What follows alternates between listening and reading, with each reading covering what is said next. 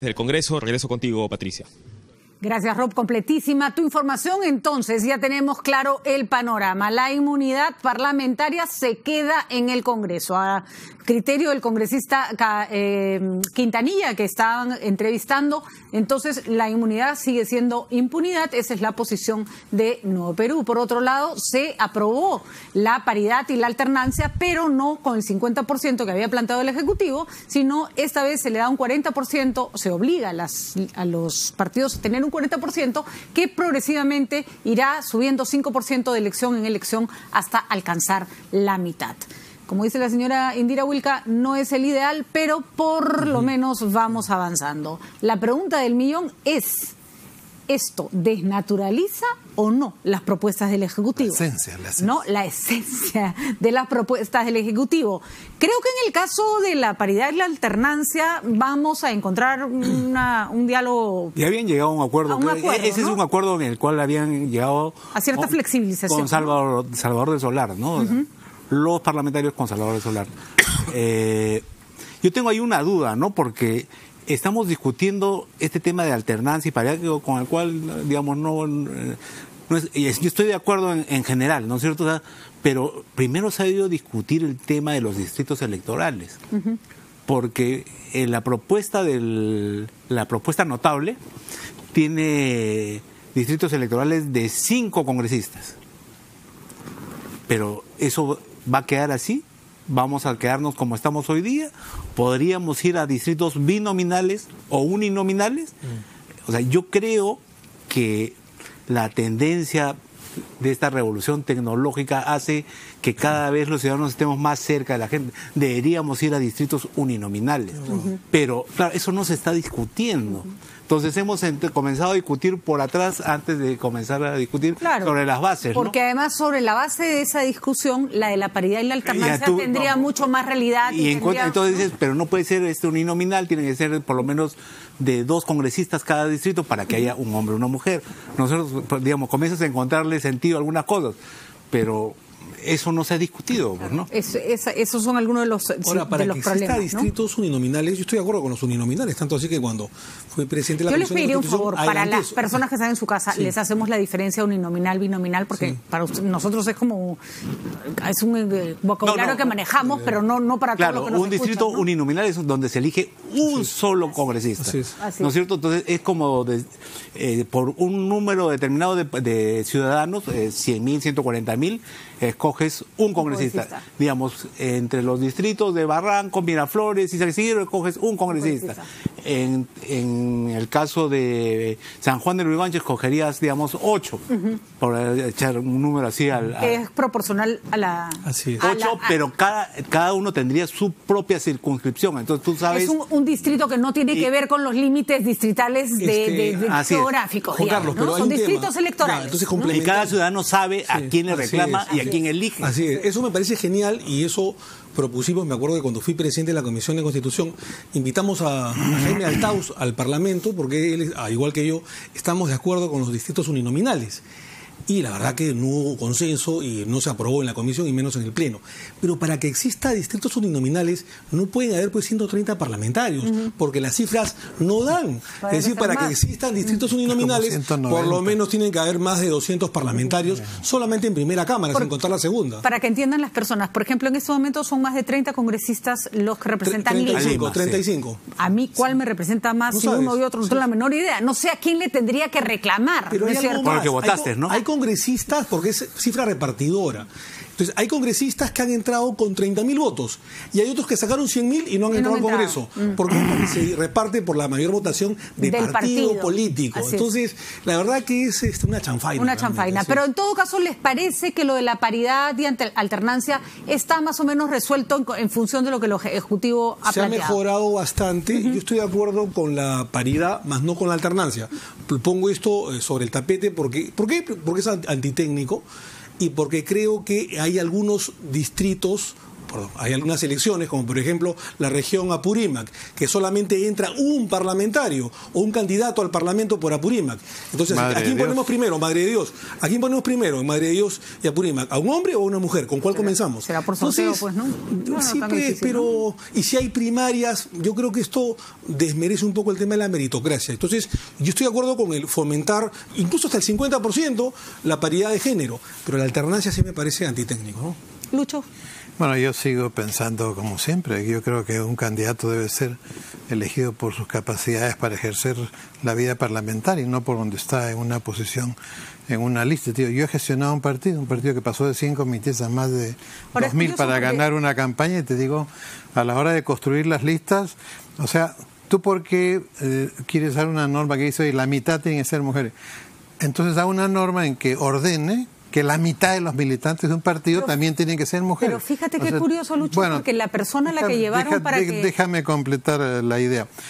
Entonces, tú en un partido, tú tienes libertad de afiliación. Ok. Ahora, construye una lista donde tú tienes que construir una lista paritaria y alternante.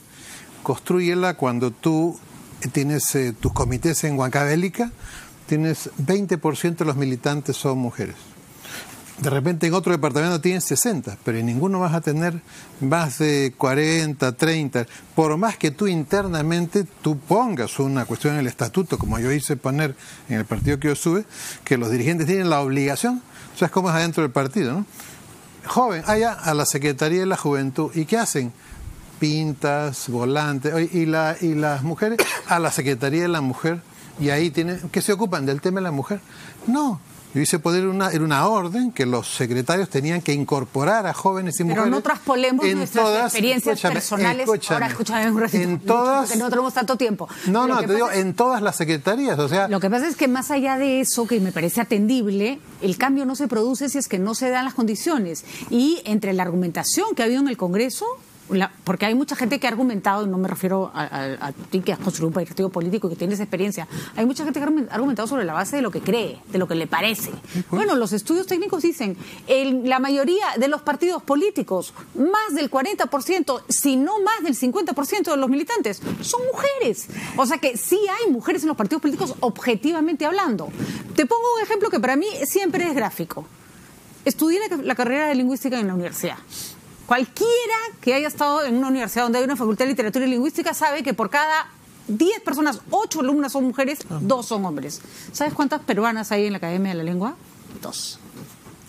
Claro, en la universidad donde yo estaba el 65%. Pero lo peor de todo... Y mi equipo de trabajo, el 80% eran mujeres. Pero lo peor de todo, Lucho, es que no me pueden decir que no hay lingüistas para ocupar la Academia de la Lengua. Hay chorros. La única profesora nombrada del mundo, del Perú, en Harvard, nombrada, es lingüista y no forma parte de la Academia de la Lengua. O sea, por eso es que este tipo de cosas son importantes. Pero porque la meritocracia no forma parte de la Academia de la Lengua porque no ha tenido interés en ingresar a la academia, porque tú para estar en una academia, tú postulas, igual es la Academia de Medicina, la Academia de Derecho, no, la Academia tú quieres estar ahí. Yo porque no soy miembro de la Academia Peruana de Medicina, es que la Academia de la Lengua no he postulado. No es así, la Academia de la Lengua no es así, te eligen, no es que tienes que dar un examen. Ahora, ellos bueno, deciden. yo sigo pensando que los mejores congresistas son los que son electos por sus capacidades, no por ningún atributo que la ley imponga, etcétera, ¿no? Pero lo que sí es cierto... No, Mamani está electo porque la reforma de Vizcarra no incluye financiamiento. Estoy segura que había una mujer no incluye financiamiento para los pobres. Mamani es fruto de la pesca de arrastre de un partido que pasa porque 75% de las provincias del Perú no tienen comités partidarios. ¿Sabes por qué? Porque no le dan plata a los pobres a través del partido. De arrastre estén las mujeres incluidas, van a arrastrar mujeres. Ahora, lo cierto del caso es que cuando hizo un buen trabajo... Pero no la pesca de arrastre solo lo beneficia a hombres. Luis ha hecho un buen trabajo como constructor en su momento de Perú Posible.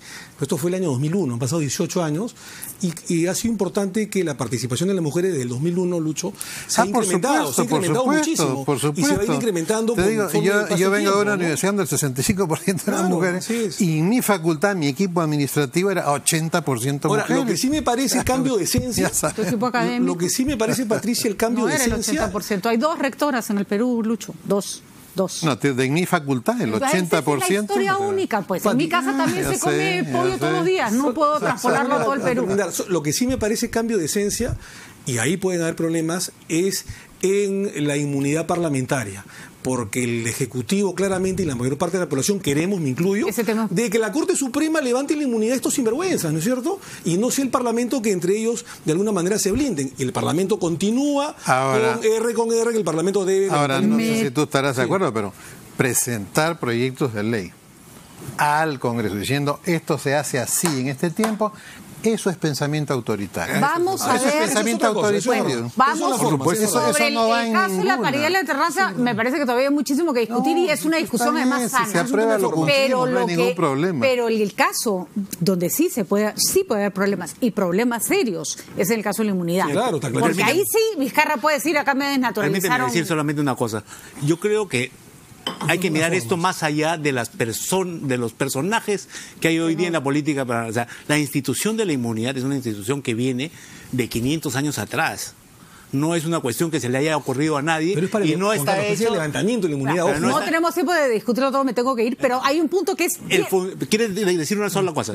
El funcionario que recibe el voto ciudadano es un funcionario de una categoría absolutamente distinta a todos los demás funcionarios. Y eso también es discutible, pero acá el problema no es si está bien o está mal lo que han hecho, que es un problema que podemos debatir, sino qué consecuencias va a traer esta decisión en la resolución con el Ejecutivo. No sabemos. Bueno, si el Ejecutivo saca la garra... Es la segunda vez que le dicen no. Si le saca la garra, pone en riesgo su presencia en el Ejecutivo. Vamos a ver qué ocurre. Porque el Congreso no es banco y la democracia tampoco. Claro que Muy bien, señores, gracias por acompañarnos. Se puso caliente la discusión al final por culpa del Congreso. Gracias por estar con nosotros. Que tengan buen fin de semana. No dejen de ir a la Feria del Libro.